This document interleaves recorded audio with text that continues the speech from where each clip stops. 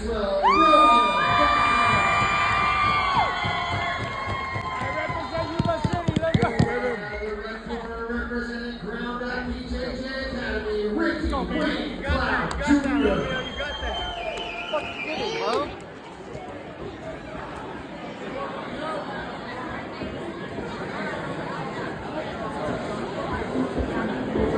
Romeo. Run away.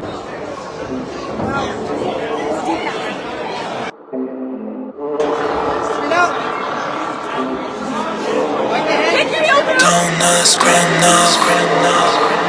There you go, Romeo. Show the legs, stretch it out. Watch on the back. You can't escape out.